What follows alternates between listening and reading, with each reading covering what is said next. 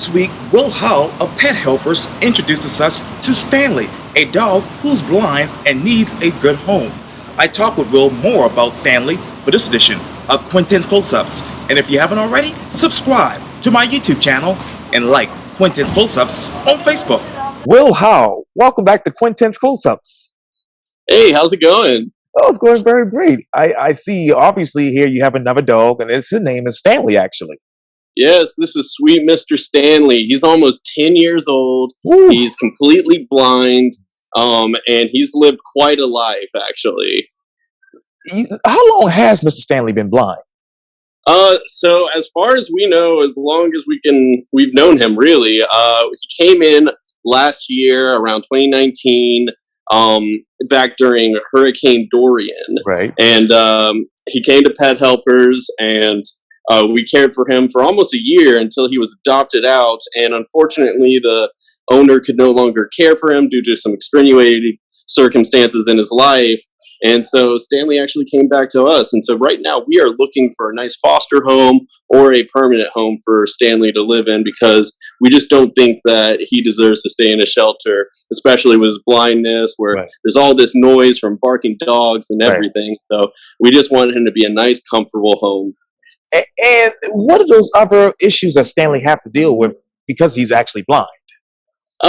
So right now he bumps around into walls a lot of times when he's not familiar with his circumstances. He has to follow his nose. You can kind of see he's sniffing things out. Right. He recently had an ear infection, so his hearing's not that great right now either. So altogether, we were just looking for a nice, cozy home. His hearing will come back, hopefully, as he recovers from that. He's doing pretty good right now, but all in all, he is just a sweet, sweet dog.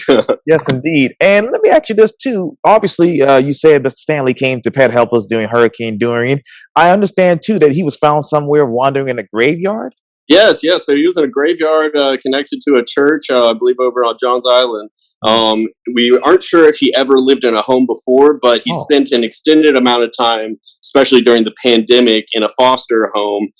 Some people were able to take care of him because they were working from home, and he really, really took a hold of their hearts, and they fell in love quickly with Stanley.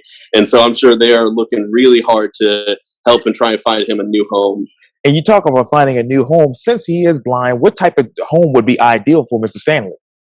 So we think a home without any other animals, just because he can get spooked by animals coming up behind him, and that can set him off a little bit.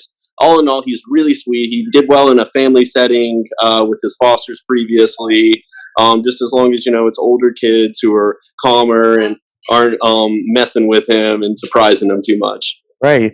And since he is blind, what type of special dietary needs are there for Mr. Stanley?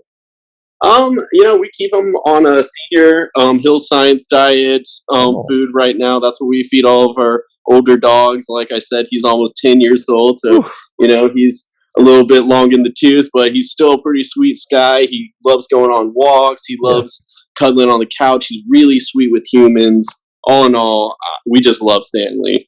And how can we go about obviously adopting Sam Stanley right now?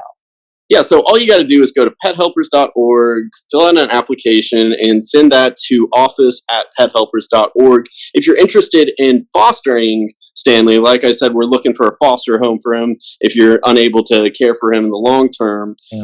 So we're currently looking for that. So just email fostercare@pethelpers.org.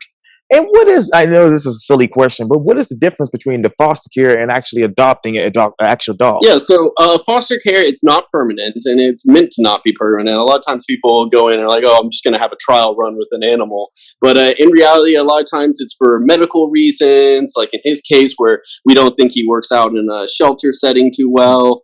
And it's just a lot of times it's just finding a nice, cozy, comfortable place for them to relax. And it's good for their mental and physical health in the long term. And who was Stanley back in 2019 when he first came to the shelter? Because obviously, as you mentioned, he's blind. Yeah. No.